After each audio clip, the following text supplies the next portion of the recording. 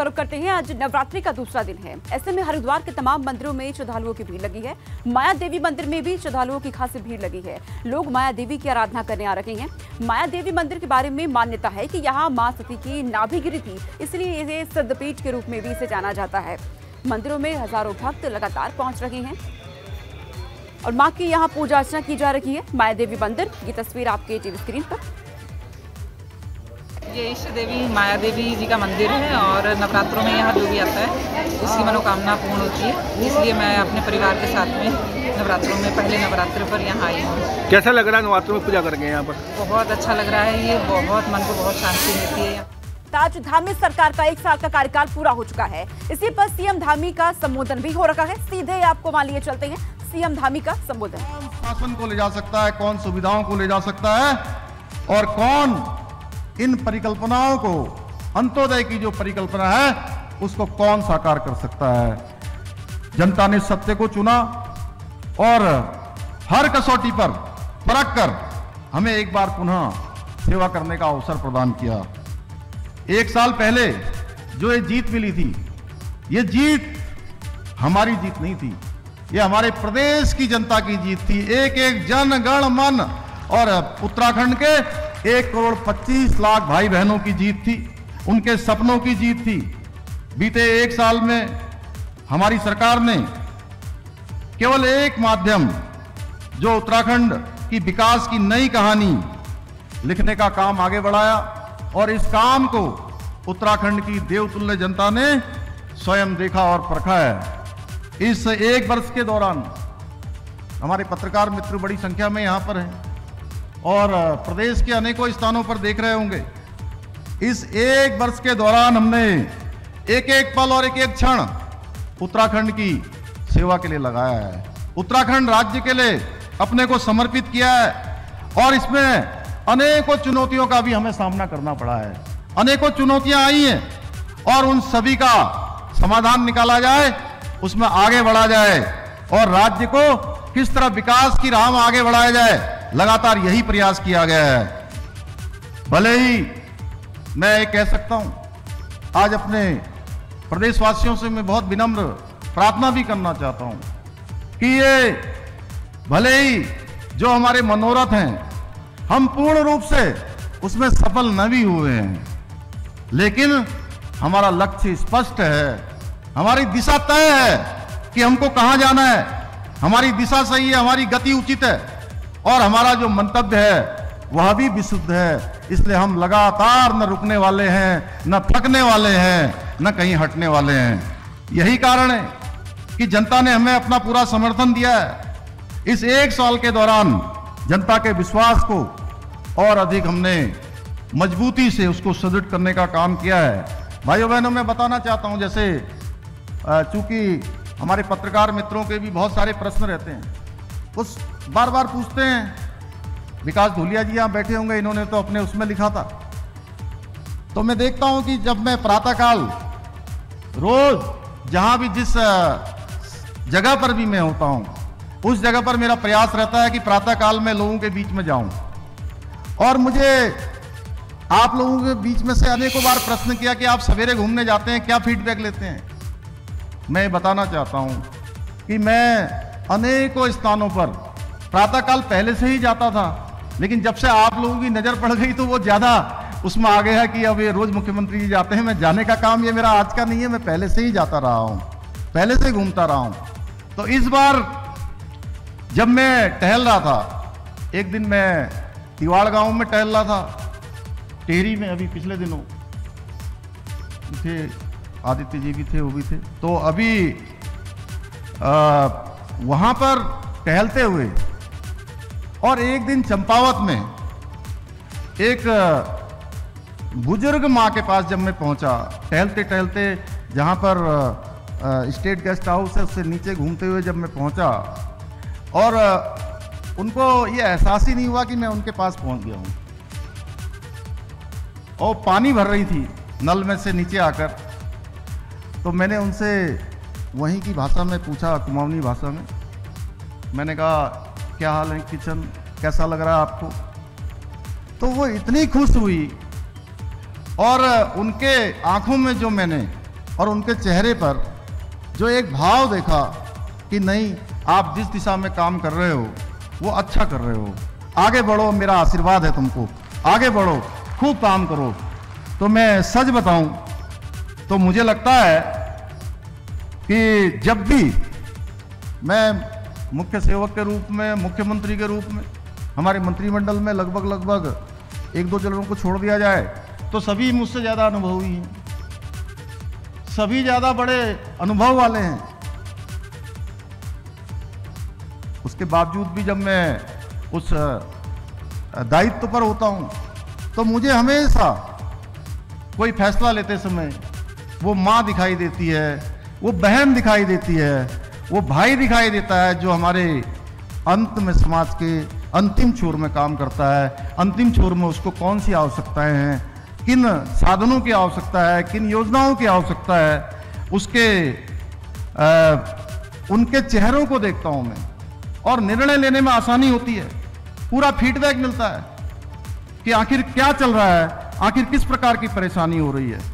भाइयों बहनों, हमारा जो संकल्प है वो विकल्प रहित संकल्प है और विकल्प रहित संकल्प के साथ माननीय प्रधानमंत्री जी की जो अपेक्षा है कि उत्तराखंड को देश का श्रेष्ठ राज्य बनाना है, उसके लिए हम पूर्ण रूप से संकल्पबद्ध हैं और हमने ये प्रयास किया है कि उत्तराखंड हिंदुस्तान के श्रेष्ठ राज्यों में शामिल हो।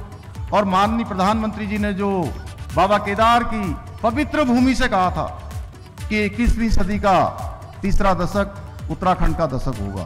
भाइयों बहनों, उस 21वीं सदी के तीसरे दशक को उत्तराखंड का दशक बनाने के लिए हमने अगले 10 सालों का जो रोड मैप है वह भी आगे बढ़ाने का काम किया है।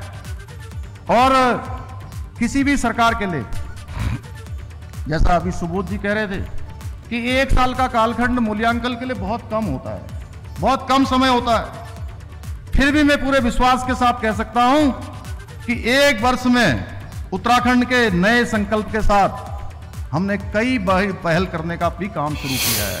अनेकों नए प्रयासों को भी प्रारंभ किया है। इसको व्यापक रूप देने के लिए, धरातल पर उतारने के लिए मसूरी में हमने चिंतन शिविर आयोजित किया था 3 दिन का। उसमें व्यापक रूप से चर्चा हुई थी, एक खाका तैयार किया गया है, उसमें तेजी से काम हो रहा है। इस 1 साल के दौरान हमने जनता से किए गए अनेकों जो हमारे वायदे हैं, उन वायदों को भी धरातल पर उतारने का काम किया है या फिर उनको निर्णायक स्तर पर ले जाने का काम हुआ है। अंत्योदय परिवारों को 3 गैस के सिलेंडर देने का मामला हो, हमारा ये संकल्प था और हमने उसको धरातल पर उतारा।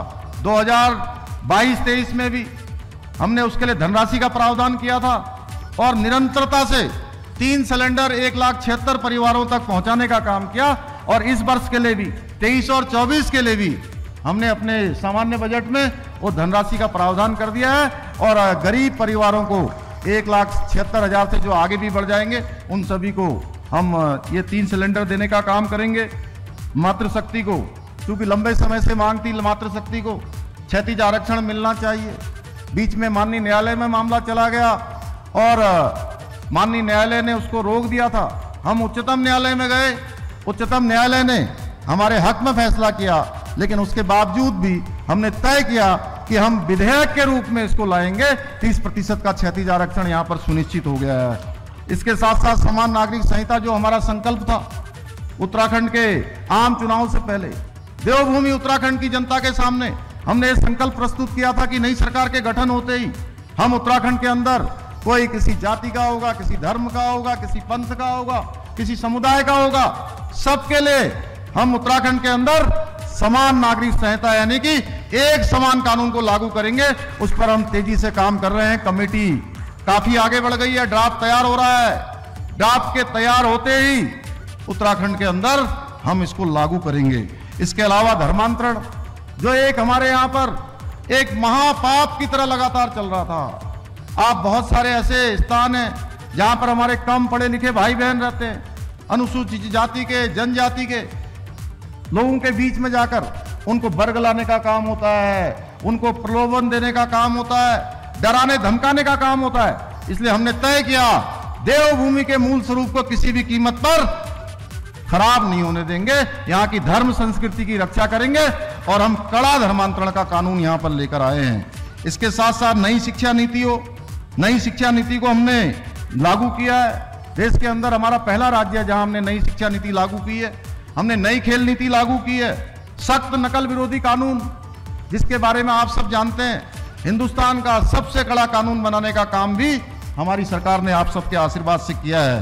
भाइयों बहनों, हमारे राज्य आंदोलनकारी विवेकानंद जी भाई बैठे हैं यहाँ पर। लंबा संघर्ष करा है आंदोलनकारियों ने यहाँ के राज्य को बनाने के लिए। इन राज्य आंदोलनकारियों का मामला भी लंबे समय था। हमने मंत्रिमंडल में फैसला किया कि 10% का जो क्षैतिज आरक्षण है हमारे उत्तराखंड के आंदोलनकारियों के लिए हमने सुनिश्चित करने का काम भी किया है। ऐसे सभी कठिन परंतु राज्य के लिए आवश्यक सभी कार्यों को एक कम समय में, 1 वर्ष में हमने आगे बढ़ाने का काम किया है। हमारे लिए हमारी सर्वोच्च प्राथमिकता केवल प्रदेश का हित है। यही हमारी सरकार किसी भी वर्ग का अहित न हो इसके लिए काम कर रही है। जो लोग आज, अनेकों ऐसे लोग भी हैं, मैं बताना चाहता हूं, क्योंकि ये ऐसा मंच है, आज पूरा प्रदेश सुन रहा है, यहां से सब लोग देख रहे हैं। भाइयों बहनों, ऐसे बहुत सारे लोग हैं जिनकी जमीन पैरों के नीचे नहीं है, जमीन गायब हो गई है, लेकिन वो हमारे नौजवानों को, युवाओं को, छात्रों को, छात्राओं को, उनके भविष्य के साथ खिलवाड़ कर रहे हैं। उनको अपनी राजनीति के लिए उनको आगे करने का काम कर रहे हैं। उनके कंधों पर बंदूक रखकर टाइगर दबाने का काम कर रहे हैं। ऐसे लोगों के दिन अब लग चुके हैं, मैं बताना चाहता हूं। ऐसे लोगों के दिन चले गए हैं और ऐसे लोग, अब मैं उनको चेताना भी चाहता हूं आज कि ऐसे लोग अब बचने वाले नहीं हैं। और हमने जो सख्त नकल विरोधी कानून है वो किसी को छोड़ने वाला नहीं है। छोटी मोटी अफवाहों से कुछ प्रभाव भी नहीं होने वाला है। सच्चाई छुप भी नहीं सकती है ज्यादा दिनों तक लोगों को बरगलाया भी नहीं जा सकता है। हमने भारत के इस सबसे बड़े नकल विरोधी कानून के द्वारा प्रयास किया है कि जितनी भी परीक्षाएं हों वो पारदर्शिता के आधार पर हों, वो नकल विहीन हो पूरी तरह से। ऐसे छात्र, ऐसे छात्राएं, ऐसे हमारे भाई बहन जिनके अंदर योग्यता है, जिनके अंदर प्रतिभा है, जिनके अंदर क्षमता है, उनका ही सिलेक्शन हो, उन्हीं को आगे बढ़ने का मौका मिले। भाइयों बहनों, अभी तक धांधली करने वाले हमने 80 से भी अधिक लोगों को जेल की सलाखों के पीछे भेजने का काम किया है। मैं राज्य के एक एक भ्रष्टाचारी को बताना चाहता हूं कि यह हमारी सरकार है, यह उत्तराखंड की हामी से बनी हुई सरकार है। यह ऐसी सरकार है जो न तो झुकेगी न रुकेगी, काम करेगी तो केवल जनता के लिए काम करेगी, और झुकने का काम भी होगा तो जनता जनार्दन के आगे झुकेंगे, किसी के आगे हम झुकने वाले नहीं हैं। मैं बहुत विनम्र होकर कहना चाहता हूं। साथियों, भाइयों बहनों, हमने जो लक्ष्य तय किए हैं, हमें उन लक्ष्यों को समयबद्ध तरीके से प्राप्ति को सुनिश्चित करना है। पिछले वर्षों में हमने आधारशिला बनाने का काम किया है। हम इस बार अकाउंटेबिलिटी फिक्स करने वाले हैं। हम सरकार में रिस्पॉन्सिबिलिटी तय करने वाले हैं। हमने कहा है हम प्रत्येक माह इसकी समीक्षा करने वाले हैं। जिम्मेदारी से, योजनाबद्ध तरीके से हम आगे बढ़ने का काम करेंगे। 1 साल हमारा बीत चुका है, हमें अपने कामों को और तेज करना है, अपनी गति को बढ़ाना है, और जो कुछ भी ठाना है उसको पूर्ण करके दिखाना है। आज हमारे देश के यशस्वी प्रधानमंत्री मोदी जी के नेतृत्व और मार्गदर्शन में उत्तराखंड में जो ये विकास के कार्य हुए हैं, ये उसका नतीजा है। जो माननीय प्रधानमंत्री जी का हमारे उत्तराखंड की भूमि से जो एक कर्म और मर्म का रिश्ता है, एक भावना का रिश्ता है, इसके कारण से आज अनेकों ऐसे प्रोजेक्ट हैं, ऐसे अनेकों योजनाएं। यहीं पर बनने वाला हमारा लखवाड़, जो लखवाड़ बांध है, उस योजना को कई वर्षों से, दशकों से स्वीकृति नहीं मिली थी, उसको स्वीकृति मिली है। राज्य के अंदर 2 एम्स, एक एम्स ऋषिकेश में, दूसरा एम्स हमको ऋषिकेश में भी, ऋषिकेश के अलावा किच्छा में भी दूसरे एम्स की स्वीकृति मिल गई है, उसकी धनराशि भी जारी हो गई है। ऐसे अनेकों काम है, चाहे हम ऋषिकेश कर्णप्रयाग रेल योजना की बात करें, देहरादून को चाहे अच्छे शहर के रूप में विकसित करने की बात हो, आने वाले समय में हम जो सॉन्ग डॉम बनाना चाहते हैं, या 4 धाम ऑल वेदर रोडों में और उसको विस्तार देना चाहते हैं, दिल्ली से देहरादून एलिवेटेड रोड का काम तेज गति से चल रहा है। आने वाले समय में दिल्ली से देहरादून की यात्रा मात्र 2 घंटे में पूरी की जाएगी। भाइयों बहनों, 2 घंटे में, यह अपने आप में एक चमत्कार होगा। ऐसे अनेकों कार्य, अगर मैं उनके पास विस्तार से जाऊंगा तो मेरे पास ये इतनी बड़ी उपलब्धियों की बात है, मैं 1-2 घंटे नहीं कई घंटों तक भी बोलूंगा तो ये पूरा नहीं होगा। लेकिन मैं आप संक्षेप में ये कहना चाहता हूं कि पिछले वर्षों में विभिन्न परियोजनाएं प्रदेश के लिए न केवल स्वीकृत की गई है बल्कि इनमें से कई सारी पूर्ण होने वाली हैं। प्रधानमंत्री जी ने गौरीकुंड, केदारनाथ, गोविंद घाट, हेमकुंड साहिब रोपवे का शिलान्यास किया है। यमुनोत्री के रोपवे का हम लोगों ने अभी MOU किया है और अनेकों कार्य आज माननीय प्रधानमंत्री जी के मार्गदर्शन में मल्टी मॉडल कनेक्टिविटी के रूप में आगे बढ़ाए जा रहे हैं। राज्य के अंदर 55,000 गरीबों को आवास दिए जाने का भी हमने लक्ष्य रखा है। प्रधानमंत्री आवास योजना ग्रामीण में उत्तराखंड राज्य के लिए 18,000 से अधिक अतिरिक्त आवासों की स्वीकृति दी गई है। उत्तराखंड के सर्वांगीण विकास को सुनिश्चित करने के लिए डबल इंजन की सरकार निरंतर रूप से काम कर रही। कई बार लोग कहते हैं डबल इंजन क्या कर रहा है। डबल इंजन में बताना चाहता हूं, डबल इंजन ना होता तो ये ऋषिकेश का एम्स हजारों लोगों को जो है आज OPD देने से वंचित रहता। डबल इंजन ना होता तो ऋषिकेश कर्णप्रयाग रेल लाइन इतनी तेज गति से न बनती। डबल लाइन ना होता तो ये 4 धाम ऑल वेदर रोडें न बनती। डबल इंजन ना होता तो ये पर्वत भारतमाला प्रोजेक्ट न बनते। डबल इंजन न होता तो केदारनाथ का इतनी तेज गति से पुनर्निर्माण न होता। बद्रीनाथ धाम का मास्टर प्लान न बनता। रोपवे की कनेक्टिविटी नहीं होती। ऐसे अनेकों कार्य, एक कार्य नहीं। हल्द्वानी शहर हमारा जल्दी ही जो है 2200 करोड़ रुपए की योजना से एक आधुनिक शहर के रूप में वह भी विकसित होने वाला है। इस प्रकार से उत्तराखंड के सर्वांगीण विकास को सुनिश्चित करने के लिए डबल इंजन की सरकार निरंतरता से कार्य कर रही है। मुझे खुशी है कि हमारे द्वारा किए जा रहे इन कामों को हमारा हमारे वरिष्ठ अधिकारीगण, हमारे एक कार्यकर्ता, हमारे सभी आदरणीय मंत्रीगण, हमारे विधायकगण, हमारे सब पदाधिकारीगण और एक हमारे प्रदेश के जनगणमन, एक भाई बहन, बड़े बुजुर्ग, उन सभी का ये प्रयास है कि ये सारी योजनाएं हमारी समाज के अंतिम छोर तक पहुंचे हुए व्यक्ति तक पहुंचे। उसके लिए सभी कड़ी मेहनत कर रहे हैं। आइए यहां से हम इस यात्रा को और आगे बढ़ाते हैं। यह यात्रा उत्तराखंड के उज्जवल भविष्य की यात्रा है। यात्रा उत्तराखंड के स्वर्णिम काल की यात्रा है और प्रधानमंत्री जी के जो कथन है कि 21वीं सदी का तीसरा दशक उत्तराखंड का दशक होगा, उसको सार्थक करने के लिए यात्रा है। मैं आज के अवसर पर कुछ जरूरी जो प्रदेश की घोषणाएं हैं उनको करना चाहता हूं कि हम इन संकल्पों को लेकर पीछे जो हमने काम किए हैं उससे आगे बढ़ने वाले हैं।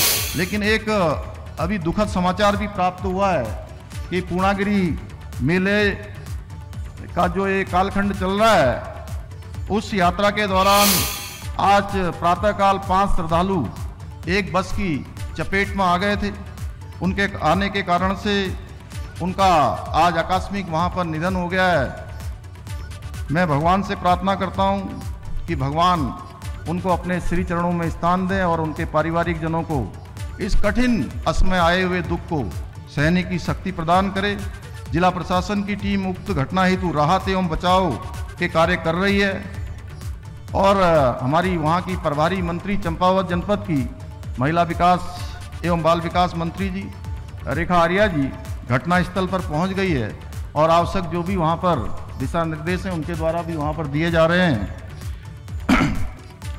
पुनः एक बार मृतक आत्माओं की शांति के लिए मैं भगवान से प्रार्थना करता हूँ और आज जो आगे के लिए जो हमें काम करने हैं उन कामों में एक हमने निर्णय किया है कि हमारे जो बेटे बेटियां हैं, हमारे भाई बहन हैं, जिनको परीक्षाओं में भाग लेना होता है, प्रतियोगी परीक्षाओं में, उनके लिए 50% की आने जाने के लिए उत्तराखंड के अंदर उनको छूट प्रदान की जाएगी। उसके लिए मुख्यमंत्री प्रतियोगी परीक्षार्थी परिवहन योजना प्रारंभ की जाएगी और कक्षा 6 से ही कंप्यूटर एवं विज्ञान प्रौद्योगिकी शिक्षा को भी लागू किया जाएगा।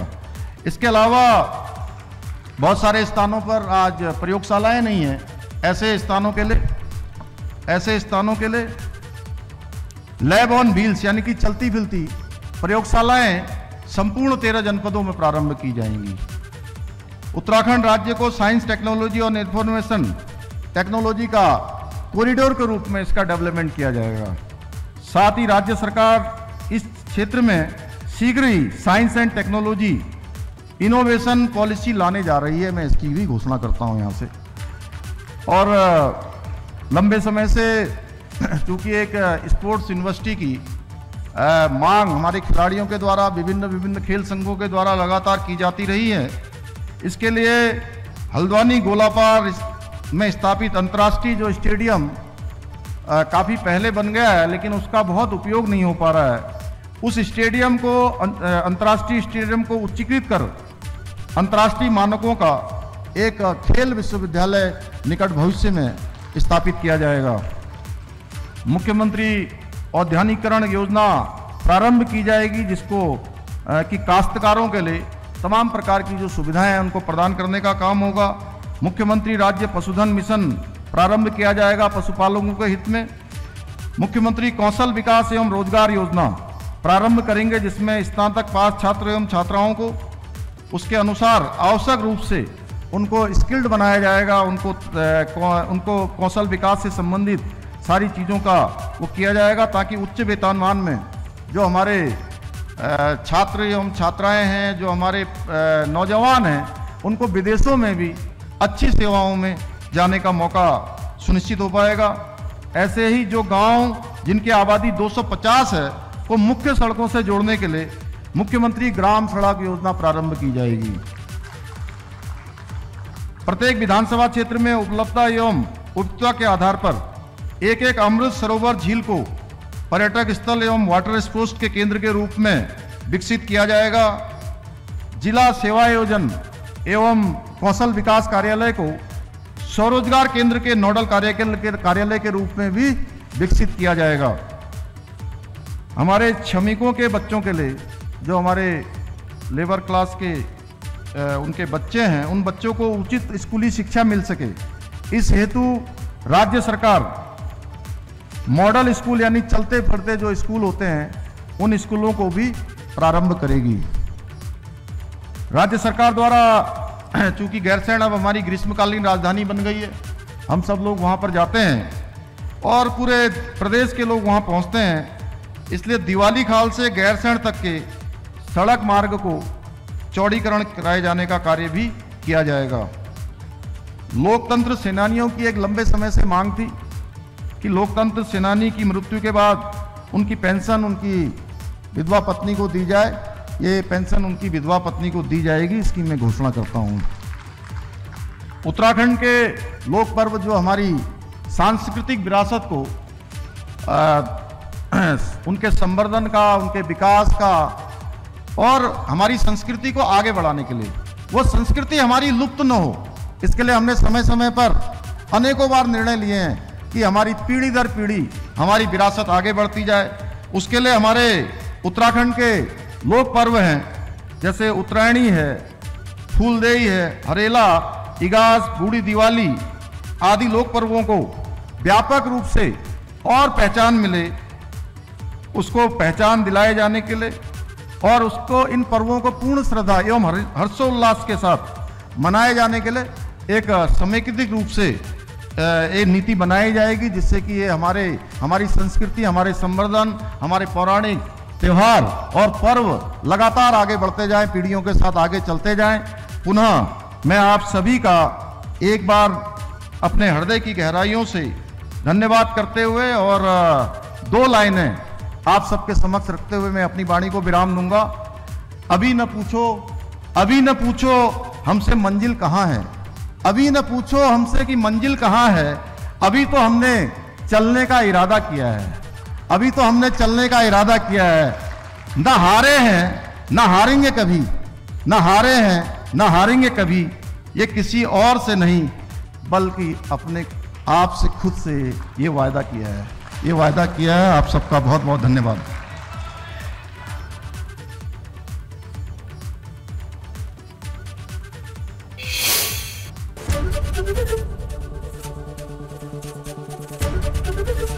एबीपी गंगा, खबर आपकी, जुबान आपकी।